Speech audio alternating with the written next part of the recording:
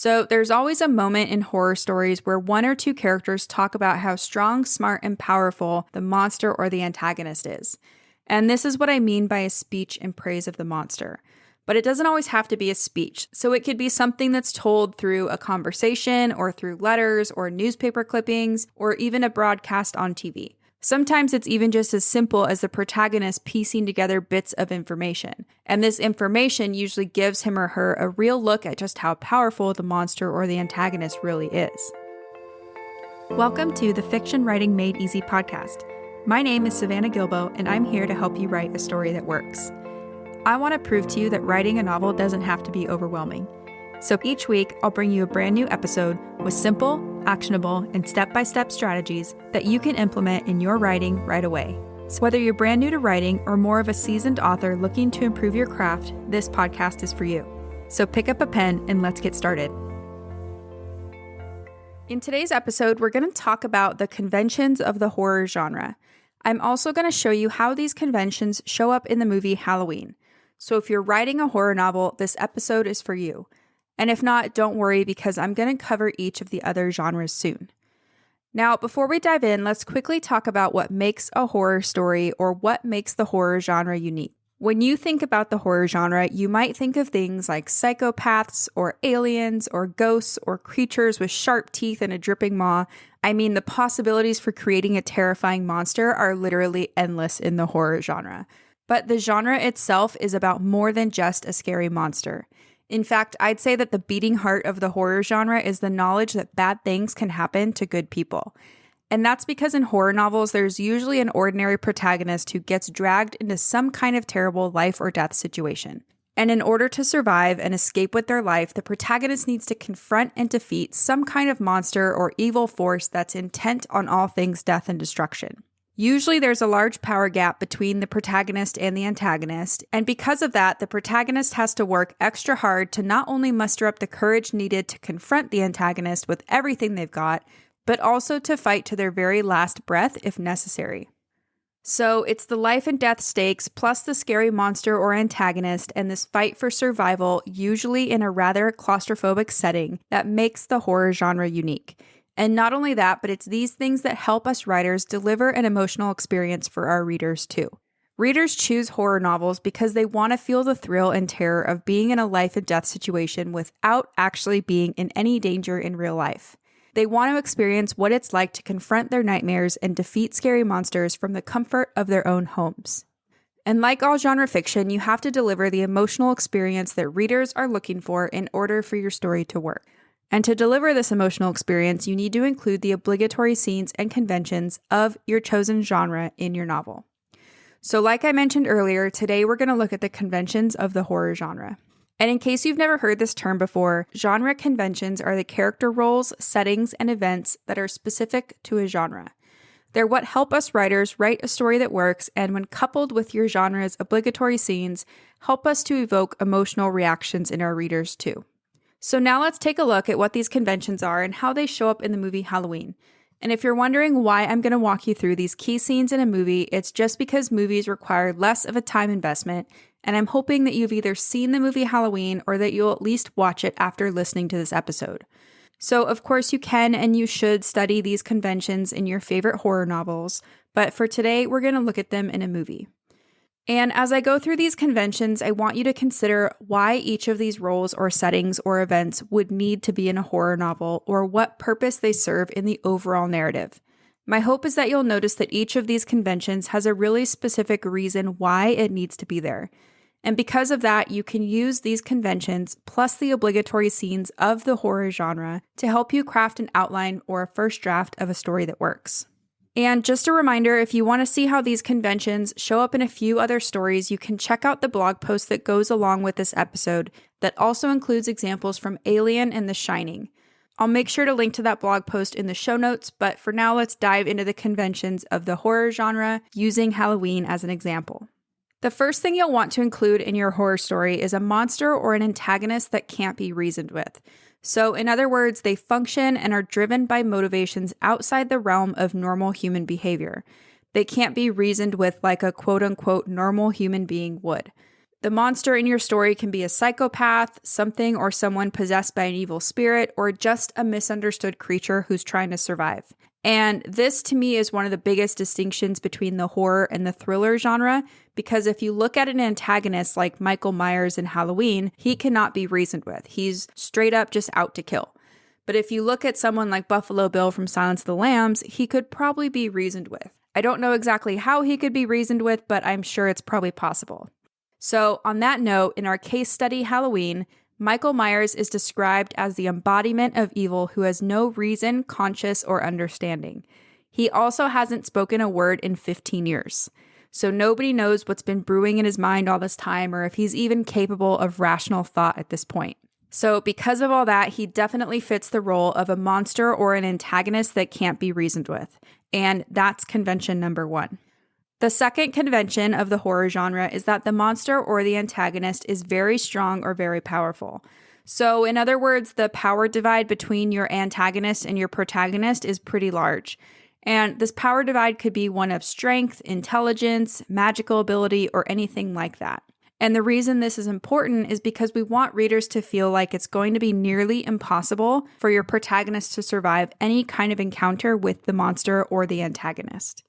So in our case study Halloween, Michael Myers is not only creepy, but he also seems to possess superhuman strength too. So even when he gets stabbed with a knife and a coat hanger, he pops right back up and he just keeps going. So in this way, the power divide between Laurie and Michael is very large. Laurie wouldn't be capable of the same kind of stamina or strength that Michael seems to have. So that's convention number 2. The monster or the antagonist is very strong and powerful. The third convention you'll want to include in your story is some kind of sin or past mistake that the protagonist or the world is being punished for. So sometimes there's one person who's directly responsible for unleashing the monster or the antagonist out into the world. Other times there might be corruption in a small town or past crimes that are repeating themselves. There could also be something like a parent's sin or mistake that's being revisited on the children. And more often than not, the retelling of the sin or the mistake serves as a warning sign to the protagonist that he or she is going to ignore, which then puts them on a direct path toward a confrontation with the monster or the antagonist.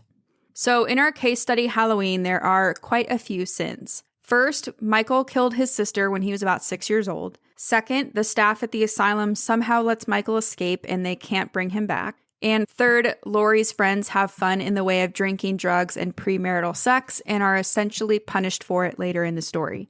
So that's the third convention, some kind of sin or past mistake that the protagonist or the world is being punished for. The fourth convention you'll want to include in your horror story is some kind of claustrophobic setting. The best settings for horror stories are isolated, confined, or claustrophobic areas that make the protagonist feel trapped and that conceal the presence of the monster. This intensifies the pressure and makes it difficult for the protagonist to escape. And more often than not, the settings in horror stories are usually pretty ordinary until they're not anymore. So in Halloween, the story takes place in a small town of Haddonfield, Illinois, but more specifically, the main events of the story unfold in homes throughout the neighborhood that Laurie and Michael grew up in. So that's convention number 4, a claustrophobic setting that intensifies the pressure and makes it difficult for your protagonist to escape the threat of the monster. The fifth convention that you'll want to include in your story is that there needs to be multiple lives at stake. So in other words, more than one life, including your protagonist's life, depends on the protagonist defeating the monster or the antagonist. And usually there's a set of kill-off scenes in which side characters die, and as a result, the protagonist is the only one left to face the monster or the antagonist at the end. So in our case study Halloween, a lot of people die. The mechanic dies, a few dogs die, Laurie's friends and neighbors die, and then at the very end, Laurie becomes the last in line to face Michael. So that's convention number 5. There needs to be multiple lives at stake. The sixth convention you'll want to include in your horror story is that the monster stays hidden as long as possible. So in horror stories, we don't always see the monster until the very end. Sometimes all we get are flashes of part of the monster, or we experience random attacks at a distance or via technology or visions.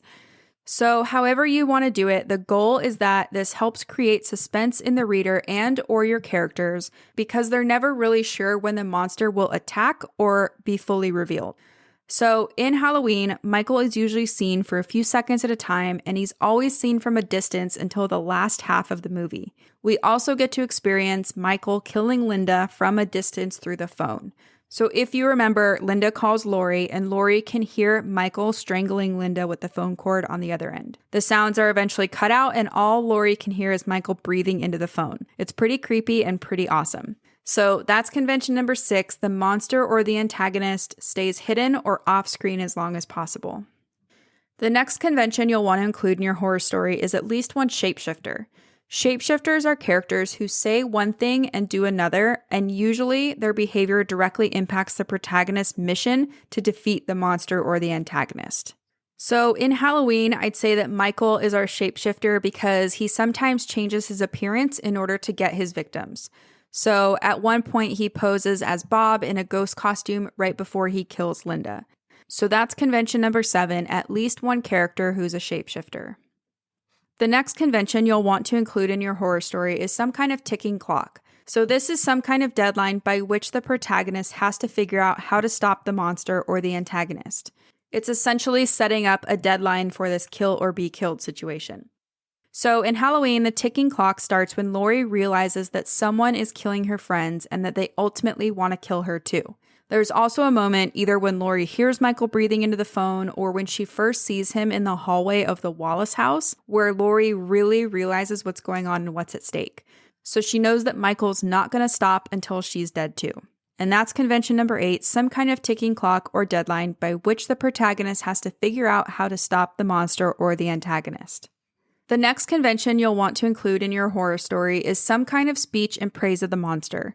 So there's always a moment in horror stories where one or two characters talk about how strong, smart, and powerful the monster or the antagonist is.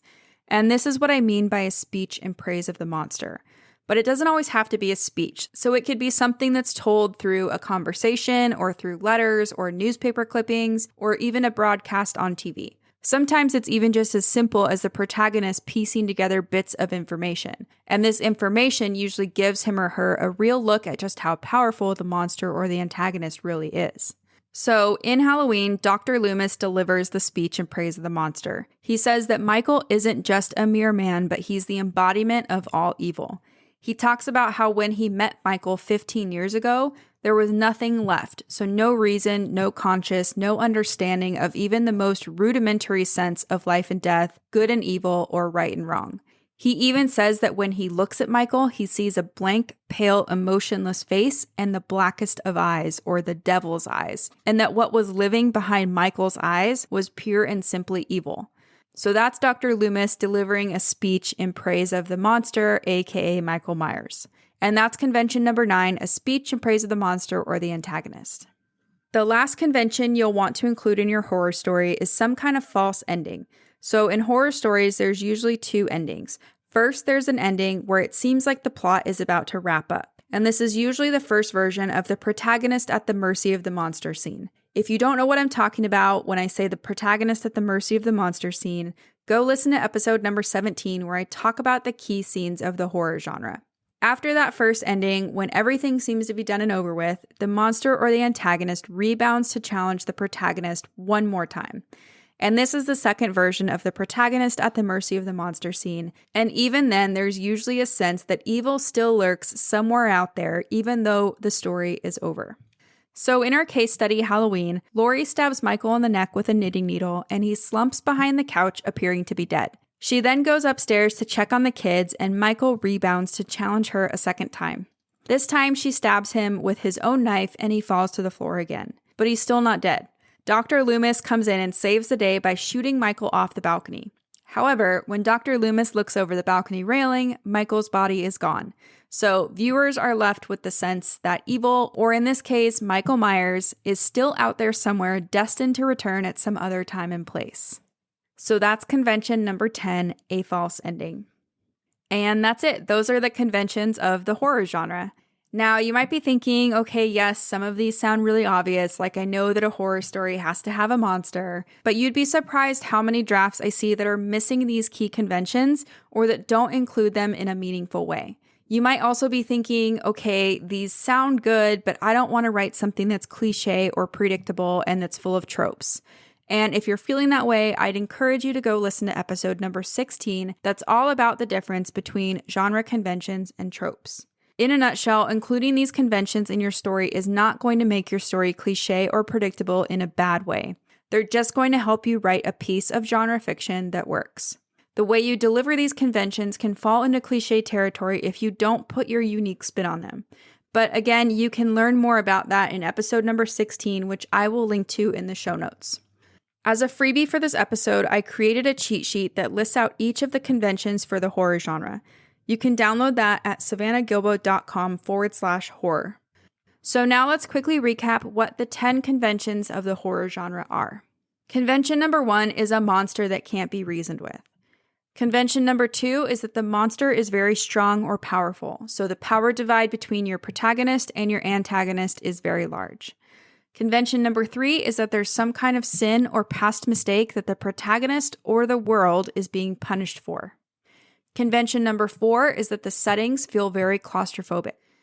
Convention number 5 is that there are multiple lives at stake, including your protagonists at some point. Convention number 6 is that the monster stays hidden or off screen as long as possible. Convention number 7 is that there's at least one shapeshifter character. Convention number 8 is a ticking clock or some kind of deadline by which the protagonist has to stop the monster. Convention number 9 is a speech in praise of the monster. And finally, convention number 10 is a false ending. And as a quick reminder, these are the elements that readers come to horror stories for. So these are the things they absolutely love about the horror genre. Personally, my favorite thing about horror stories is that the monster or the antagonist is just pure evil and they can't be reasoned with. To me, that's what makes them pretty darn unpredictable, and that's scary. So if I were reading a horror novel or watching a scary movie and the monster was predictable or able to be talked out of their evil mission, I would be pretty disappointed. I'd feel like the book or movie was missing something or that something was just off, and that's not ideal, right? So long story short, please don't do that to your readers. Don't skip over these conventions or leave them out of your story. Instead, use them to help you flesh out and construct your story and then figure out a way to deliver these conventions in new and unexpected ways. If you do that, you're not only going to write a story that works, but you're also going to gain fans for life too. So that's it for today's show. As always, I want to thank you so much for tuning in and showing your support. If you want to check out any of the links I mentioned in this episode, you can find them over at savannahgilbo.com/podcast. And if you haven't done so already, make sure you subscribe to the show because there's going to be another brand new episode coming out next week. If you're an Apple user, I'd really appreciate it if you took a few seconds to leave a quick rating and review. Your ratings and reviews tell iTunes that this is a podcast that's worth listening to. And in turn, that helps this show get in front of more fiction writers just like you. So that's it for today's show. I'll be back next week with a brand new episode. Until then, happy writing.